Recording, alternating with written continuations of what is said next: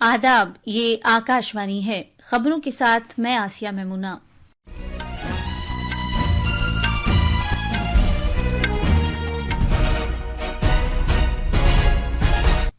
दिल्ली की वजीर आला रेखा गुप्ता ने 2025-26 के लिए 1 लाख करोड़ रुपए का बजट पेश किया है।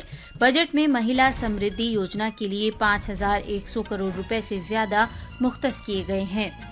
राज्यसभा के चेयरमैन जगदीप धनखड़ दिल्ली हाईकोर्ट के जज के रिहाइशगाह से मुबैना नकदी बरामद होने के मामले पर आज से पहर ऐवान के लीडरों से मुलाकात करेंगे। छत्तीसगढ़ के दांतेवाड़ा जिले में सिक्योरिटी फोर्सेस के साथ एक झड़प में 3 माओवादी मारे गए हैं। भारत और अमेरिका के ओहदेदारान अमेरिका के जरिए आए टैक्स के मंसूबे के दौरान तिजारती बातचीत करेंगे। फुटबॉल में एएफसी एशियन कप 2027 के क्वालिफायर मैच में आज शाम शिलांग में भारत का मुकाबला बांग्लादेश से होगा। और आईपीएल क्रिकेट में आज अहमदाबाद में गुजरात टाइटंस का सामना पंजाब किंग्स से होगा। दिल्ली की वजीर आला रेखा गुप्ता ने, जिनके पास खजाने का कलमदान भी है, आज दिल्ली में असेंबली में साल 2025-26 के लिए बजट पेश किया। ये बीजेपी की सरबराही वाली 9 तश्कीलशुदा दिल्ली सरकार का पहला बजट है। ऐवान में बजट पेश करते हुए मोहतरमा गुप्ता ने कहा कि 1 लाख करोड़ रुपए के बजट में हर शोबे की तरक्की पर तवज्जो मरकूज की गई है।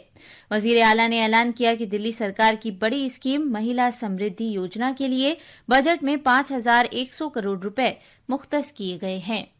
कि इस विजन के साथ इसी के अनुरूप हमने घोषणा की थी कि दिल्ली की गरीब महिलाओं को प्रति माह 2,500 रुपए उपलब्ध कराए जाएंगे। और मुझे ये बताते हुए अत्यंत खुशी है कि न केवल इस योजना को महिला समृद्धि योजना के तौर पे लागू करने का फैसला 2025-26 में इसके हेड में हमने 5100 करोड़ रुपए का प्रस्तावित प्रावधान किया है। और साथ ही मातृत्व वंदना परियोजना के अंतर्गत जिसमें 21,000 रुपए गर्भवती महिलाओं को और 6 पोषण किट दी जाएगी, उसमें 210 करोड़ रुपए का प्रावधान किया है। उन्होंने ये भी ऐलान किया कि हुकूमत ने कौमी राजधानी में 100 मुख्तलिफ मकामात पर अटल कैंटीन कायम करने की गरज से बजट में 100 करोड़ रुपए मुख्तस किए हैं।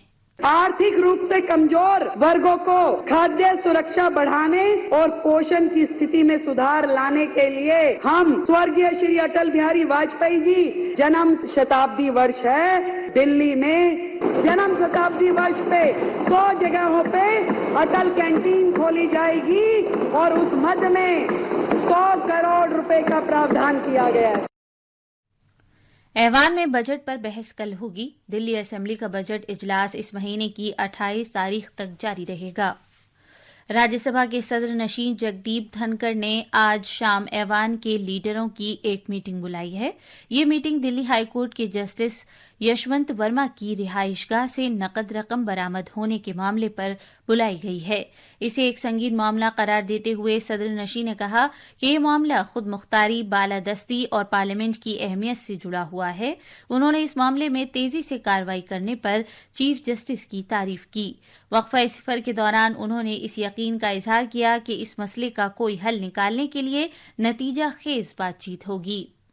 That for the first time in unprecedented manner, the Chief Justice of India took the initiative to put everything in public domain. But then a suggestion emanated from Leader of the Opposition and agreed by Leader of the House that the issue needs to be deliberated at my instance with the floor leaders. I have scheduled a meeting after seeking convenience at 4:30 p.m. today with the floor leaders as suggested by Leader of the Opposition and agreed to by Leader of the House, and timing has also been indicated to the concerned. BJP ने कर्नाटक के नायब वजीर आला DK Shiv Kumar के एक मखसूस अक़लियती group को reservation फराहम करने के लिए आईन में तब्दीली करने के बयान के सिलसिले में कांग्रेस पर हमला आज भी जारी रखा। पार्लियामेंट के बाहर मीडिया के अफराद से बात करते हुए बीजेपी के सीनियर लीडर और मरकजी वजीर प्रहलाद जोशी ने मज़कूरा बयान पर कांग्रेस और जनाब शिव कुमार से माफी मांगने का मुतालबा किया। उन्होंने इल्जाम लगाया कि कांग्रेस ने बार बार मुल्क के आईन और डॉक्टर BR अम्बेडकर की तौहीन की है। ये प्रिविलेज मोशन मूव करने का मतलब क्या है? तो प्रिविलेज मोशन प्रिविलेज कमेटी है, अपने आप उसमें डिसाइड होगा।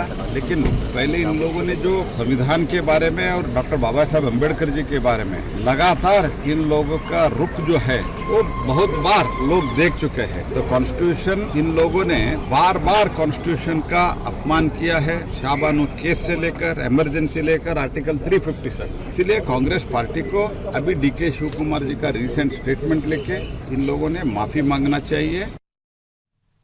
अक़लियती उमूर के वजीर मुमलिकत जॉर्ज कुरियन ने आज नई दिल्ली में रियासती अक़लियती कमीशनों की कॉन्फ्रेंस का इफ्तिताह किया। अक़लियतों की कौमी कमीशन अक़लियती तबकों की तालीम, शमूलियत और उन्हें बाइख्तियार बनाने पर तवज्जो मरकूज करते हुए इस कॉन्फ्रेंस का इनेकाद कर रहा है।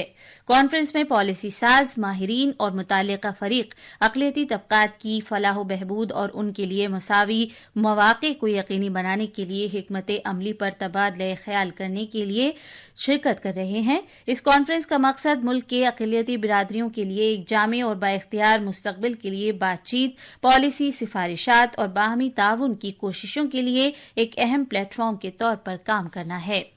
ये खबरें आकाशवाणी से नशर की जा रही हैं।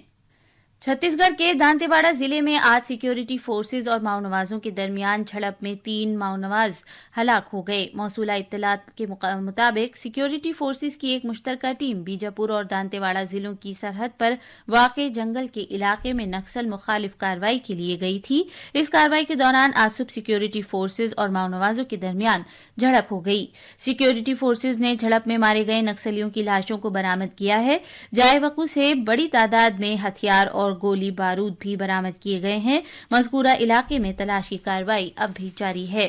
कॉमेडियन कुणाल कामरा ने महाराष्ट्र के नायब वजीर आला एकनाथ शिंदे पर अपने जोक्स पर जारी तनाज़े के दरमियान माफी मांगने से इनकार कर दिया है। इस मामले पर अपने पहले बयान में स्टैंड अप कॉमेडियन ने मुंबई में उस मकाम की तोड़फोड़ की भी मजम्मत की जहां उनका कॉमेडी शो रिकॉर्ड किया गया था। 36 साला मिज़ानिगार ने अपने शो के दौरान हिंदी फिल्म के एक मशहूर गाने के बोल में तरमीम करके शिंदे के सियासी करियर पर तंज करते हुए महाराष्ट्र में एक बड़े सियासी तनाज़े को जन्म दिया है।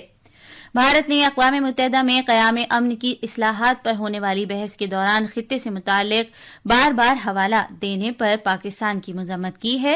अक़वाम मुत्तहिदा की सलामती कौंसिल में खिताब करते हुए अक़वाम मुत्तहिदा में भारत के मुस्तक़िल नुमाइंदे और सफ़ीर परवथनेनी हरीश ने पाकिस्तान के तबसरे को गैर जरूरी करार दिया और इस बात का इआदा किया कि जम्मू और कश्मीर भारत का अटूट हिस्सा था, अटूट हिस्सा है और रहेगा।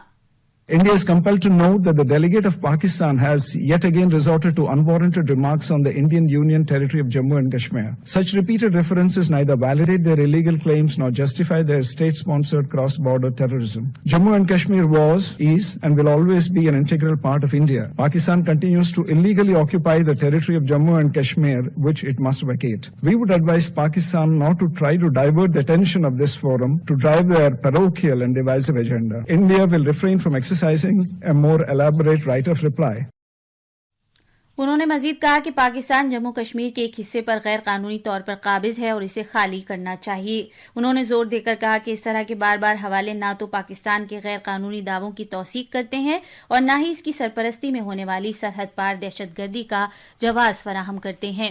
अमरीकी ओहदेदारों का एक वफ्द भारतीय ओहदेदारों के साथ तिजारती बातचीत के लिए आज भारत पहुंच रहा है।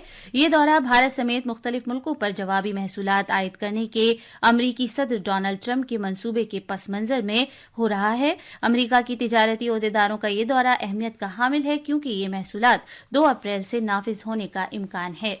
फुटबॉल में आज शाम मेघालय के शहर शिलोंग में जवाहरलाल नेहरू स्टेडियम में एएफसी एशियन कप 2027 क्वालिफायर्स के तीसरे राउंड के एक अहम मैच में भारत की कौमी टीम का मुकाबला बांग्लादेश से होगा। आईपीएल क्रिकेट में आज शाम अहमदाबाद के नरेंद्र मोदी स्टेडियम में गुजरात टाइटंस का मुकाबला पंजाब किंग्स से होगा। आखिर में खास खबरें एक बार फिर। दिल्ली की वजीर आला रेखा गुप्ता ने 2025-26 के लिए 1 लाख करोड़ रुपए का बजट पेश किया है। बजट में महिला समृद्धि योजना के लिए 5,100 करोड़ रुपए से ज्यादा मुख्तस किए गए हैं। राज्यसभा के चेयरमैन जगदीप धनखड़ दिल्ली हाईकोर्ट के जज की रिहाइशगाह से मुबैना नकदी बरामद होने के मामले पर आज सपह ऐवान के लीडरों से मुलाकात करेंगे। छत्तीसगढ़ के दंतेवाड़ा जिले में सिक्योरिटी फोर्सेज के साथ एक झड़प में 3 नमाज मारे गए। इसके साथ ही खबरों का ये बुलेटिन खत्म हुआ।